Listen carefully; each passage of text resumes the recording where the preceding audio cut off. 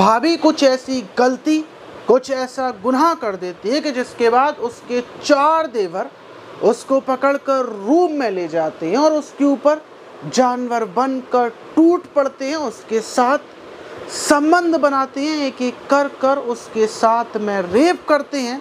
लेकिन उन्होंने ऐसा क्यों किया और उसके बाद भाभी का क्या हाल हुआ, यकीनन ये पूरी घटना जानने के बाद आप यकीन करने पर मजबूर हो जाएंगे कि समाज में ऐसा भी हो सकता है और ऐसा क्यों किया जा सकता है। तो चलते हैं और जानते हैं पूरा मामला, वीडियो को ज़रा सा भी स्किप ना करें। तो बात कर रहे हैं उत्तर प्रदेश के गाज़ियाबाद की। वहाँ थाने में एक माता पिता आते हैं और वो पुलिस को बताते हैं कि उनकी बेटी जिसका नाम प्रीति है, जिसकी उम्र 30 साल थी, वो 3 दिनों से लापता है, उसका कोई अता पता नहीं है, उसका फ़ोन भी स्विच ऑफ आ रहा है।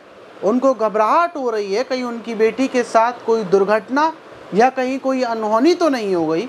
और ये बात सुनकर पुलिस भी फ़ौरन छानबीन में लग जाती है और पुलिस सबसे पहले प्रीति के फ़ोन नंबर की लास्ट लोकेशन चेक करती है और फ़ौरन लास्ट लोकेशन पर पहुंचती है जहां पर प्रीति का फ़ोन स्विच ऑफ हुआ था। तो जिस घर में पुलिस पहुंचती है वहां पर उनको प्रीति मिल जाती है। प्रीति को थाने लाया जाता है और प्रीति से पूछताछ की जाती है कि तुम अपने घर वालों से खफा हो, क्या वजह है, अपने घर वालों से क्यों भाग रही हो।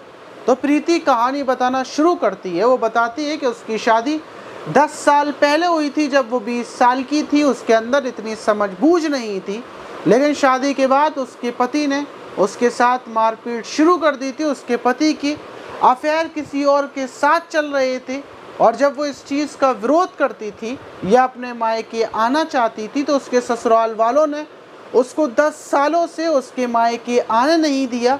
उसको वो एक कैदी की तरह रखा करते थे और जब वो ये बोलती थी कि वो थाने चली जाएगी तो उसके 4 देवर उसको मारते पीटते और उसके साथ अत्याचार करते, उसको गाली गलौज करते। वो 7-8 सालों से कैदियों की तरह ज़िंदगी काट रही थी, लेकिन 2 साल पहले सब कुछ बदल जाता है। अब उसके देवर जो उसके साथ जुल्म करते थे, जुल्म के साथ साथ वो उसके साथ रेप करने लगे थे, संबंध बनाने लगे थे। जब भी किसी का मन होता वो उसके हाथ को पकड़कर रूम में ले जाता, उसके साथ संबंध बनाता और जब वो अपने मायके जाने की कोशिश करती या किसी से फ़ोन पर बात करने की कोशिश करती तो उसको बात नहीं करने दी जाती थी। उससे बोला जाता था कि अगर तुम यहाँ से घर से बाहर निकलोगी तो तुम्हें तलाक दे दिया जाएगा, तुम्हें डिवोर्स दे दिया जाएगा, तुम किसके साथ में रहोगी। तुम्हारे माता पिता के पास इतना पैसा भी नहीं है जो केस लड़ सके या फिर ये दान दहेज या फिर वो तुम्हें पाल सके। और इसी परेशानी के साथ वो 1 साल तक वहीं पर रहती है, अपने देवरों के जुल्म को सहती रहती है। और जब जुल्म की हद पार हो जाती है तो वो अपने भाई को फ़ोन करती है और उससे बोलती है कि मेरे ससुराल वाले मुझे बहुत मार रहे हैं, पीट रहे हैं, तो मुझे यहाँ से ले जाओ। भाई आता है और वो उसको लेकर वापस गाज़ियाबाद आ जाता है। वो अपनी नानी की यहाँ पर 1 साल से रह रही थी, लेकिन जब उसको 3 दिन पहले पता चला कि उसका पति उसको लेने के लिए वापस अपने घर आ रहा है तो वो घबरा जाती है और वो अपना घर छोड़कर पड़ोस में ही रहने वाली अपनी फ्रेंड के यहाँ पर आ जाती है। वो अपने ससुराल नहीं जाना चाहती क्योंकि उसके 4 देवर उसके साथ रेप करते हैं।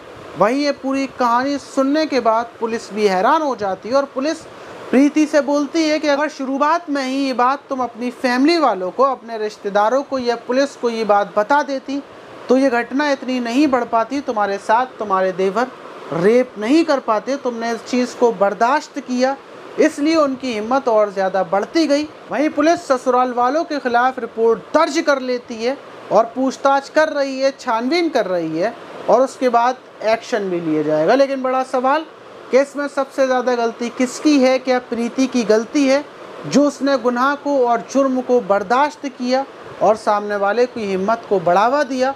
तो इसीलिए अगर आपके साथ या किसी के साथ भी ऐसी घटना होती है तो आप शुरुआत में ही एक्शन लें, पुलिस के पास जाएं या फिर बड़े फैमिली वालों को ये बात को ज़रूर बताएं। अपनी इज्जत की सोच कर या सामने वाले की इज्जत की सोच कर इस बात को ना दबाएं।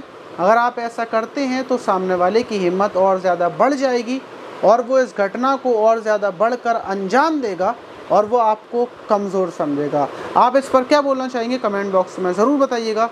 मिलते हैं किसी और वीडियो में।